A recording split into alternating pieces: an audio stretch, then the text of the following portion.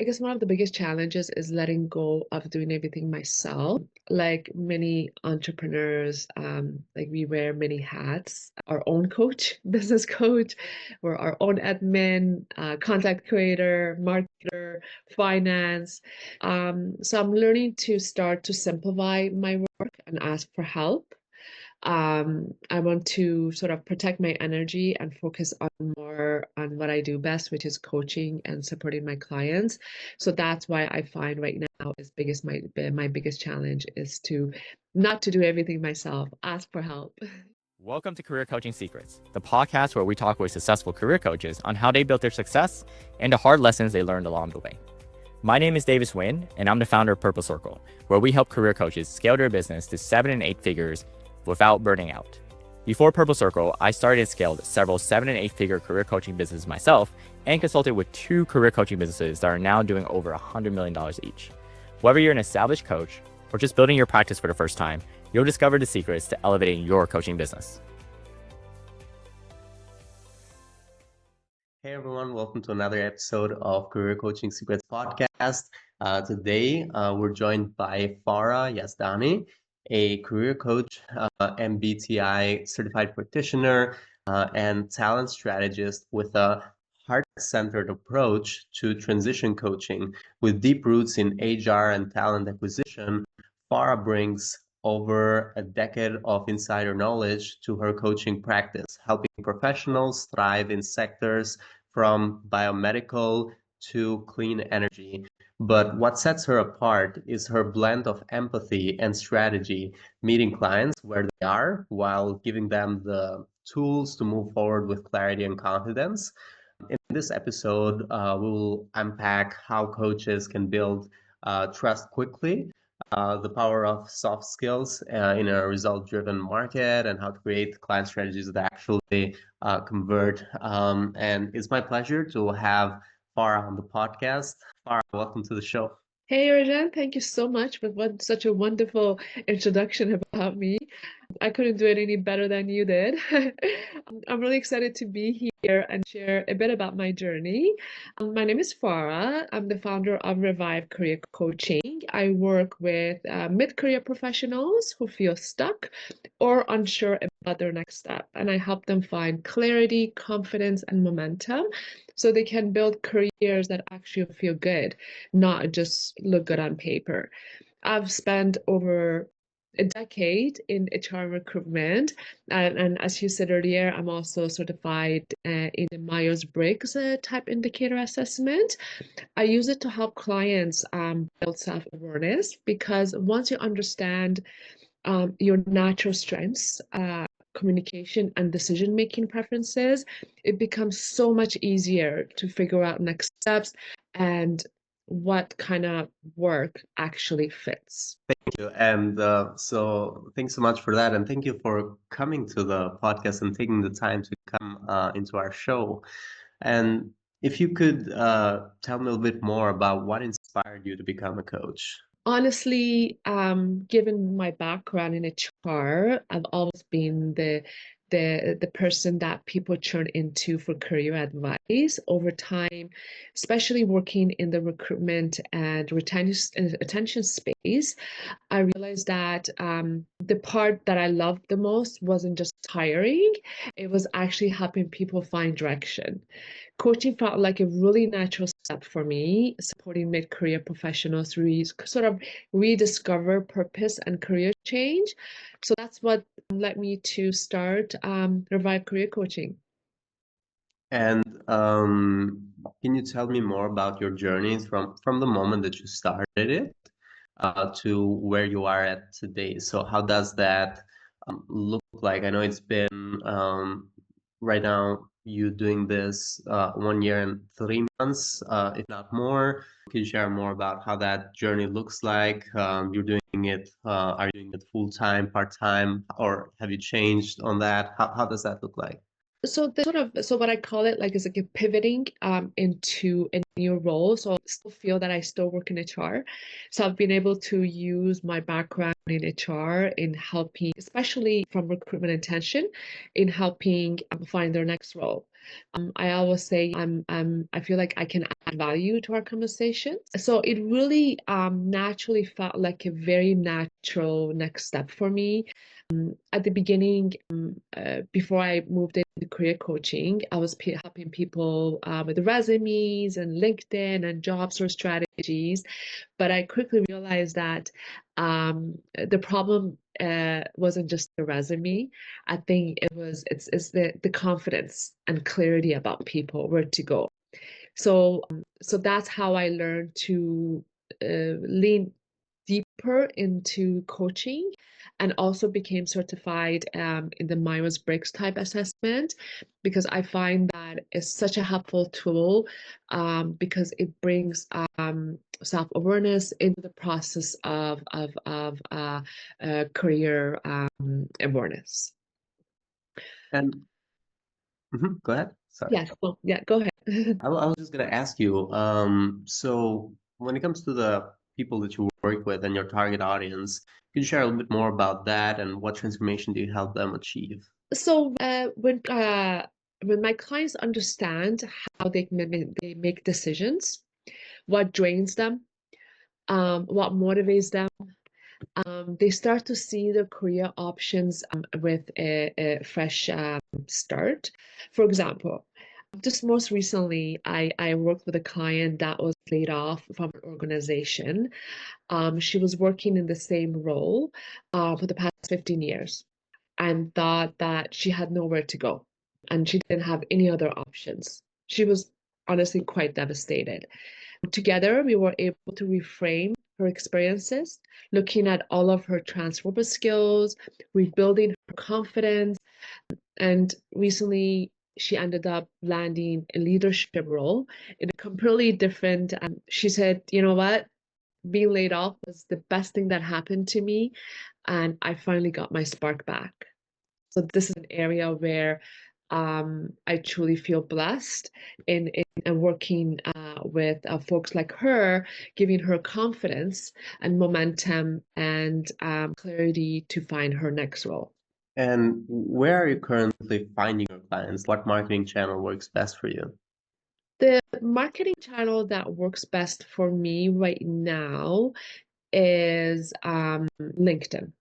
That is the area that I use a lot.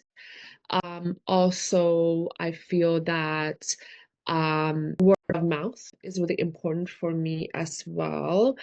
I try to show up online in a way that is real and helpful for folks, sharing stories, tips, and kinds of questions that people are already asking themselves. I also get like referrals, which I really value because it means that people are getting results and telling others, which is awesome. My approach isn't just hard selling, it's about connection and building confidence and trust. And do you have like right now, after 1 year and 3 months, do you have any goals you're working towards with your coaching business for, let's say, the next 1 year or the next 1 to 3 years? Honestly, Rajan, I have a long wish list. I'm working to expand Revive into a more group-based program and workshops so then I can support more people, especially those who are not ready for that one-on-one coaching, but they still need. I want to build more resources, even a course, use a podcast as a space to be to have honest conversations and career growth, especially for midlife career professionals. So this is my long wish list right now. And on your goal right now, to get there, and we'll get to that as well, but to get there so far with 1 years and 3 months, like you mentioned, has there been any like in either coaching programs, masterminds, or communities that you found valuable in growing your coaching business, or any investment at all that you feel like has made a difference in you growing your business?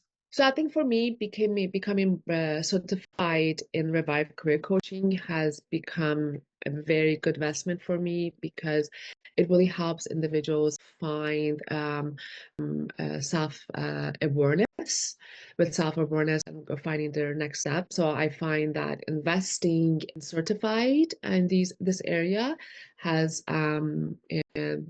it's giving me a really good tool to help individuals get to the next step. And just for me to know, when it comes to the certification, is which one is that you have? Is that the MBTI? Yes, it's called Myers-Briggs type, insight type. Cool.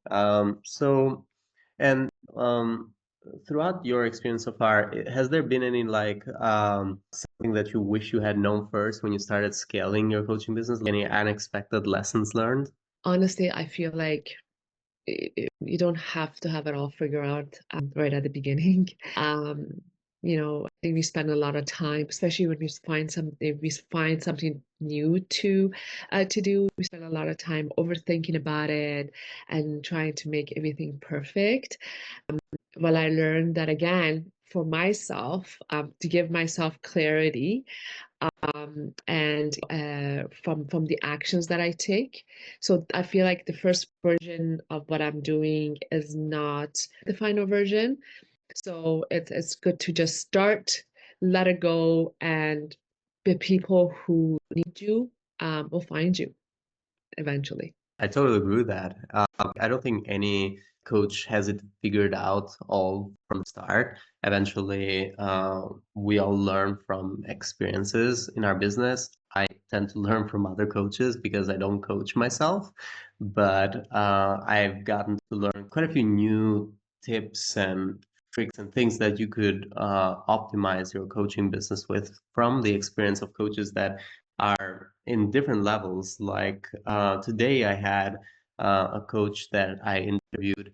She was talking about how she's utilizing her connection with recruiters in order to help her coaching business. And she had a partnership with recruiters, which kind of like also helps her success rate because she's working on both ends, like helping people prepare to get a job and also connecting with the right people that could the gatekeepers of that job as well. And it's a win-win situation because sending the best candidates to these recruiters helps the recruiter speed up their process. From the coach's perspective, it helps the client move forward with success. From the client's perspective, obviously they get the job, so that is also kind of an interesting win-win-win situation for all parties involved that I didn't know that I just had today on the interview on the podcast. So that episode will come out too. You'll be able to see that, but just wanted to mention that, yeah, we tend to learn a lot from.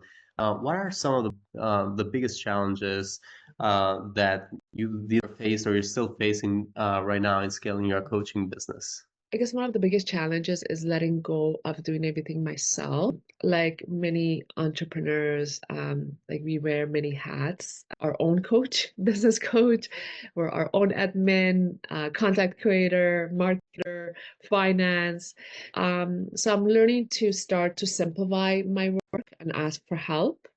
I want to sort of protect my energy and focus on more on what I do best, which is coaching and supporting my clients. So that's why I find right now is biggest my biggest challenge is to not to do everything myself, ask for help. Totally agree. And I think as a coach, receiving coaching goes kind of like without saying, because if you are willing to try to get someone to that you can coach, you also should be willing to have to be coached as well. You should believe in coaching to be able to coach as well. So the final question that I have for you today is, what advice would you give to other coaches who are looking to scale their impact? Be real, show up consistently. People are drawn to your energy and not just your credibility and credentials. Focus on connections and building trust. And like I said earlier, don't wait till everything is perfect to start. People who want to help you are already looking for someone like you. those would be my advice to myself and also other coaches as well. Thank you so much, Farah. It's been lovely having you on the podcast. For anyone who wants to connect with you or reach out to you, they can find you on your LinkedIn at Farah Yazdani, which is spelled Fara, and then last name is Yazdani. So Farah Yazdani, you can find her on LinkedIn. Also, when it comes to your website, is fararevivecoach.com. Is there any other way people can connect with you? I think that's it, really. I'm on LinkedIn. I'm on also on Instagram as well under Fara Revive Coaching. Also on Facebook. So I'm on other two other social media platforms as well. Thank you so much, Farah. It was lovely having you on the show. Thank you so much. Thank you so much again for such a great conversation. Thank you. That's it for this episode of Career Coaching Secrets. If you enjoyed this conversation, you can subscribe to YouTube, Spotify, Apple Podcasts, or wherever you're listening to this episode to catch future episodes. This conversation was brought to you by Purple Circle, where we help career coaches scale their business to 7 and 8 figures without burning out. To learn more about Purple Circle, our community, and how we can help you grow your business, visit joinpurplecircle.com.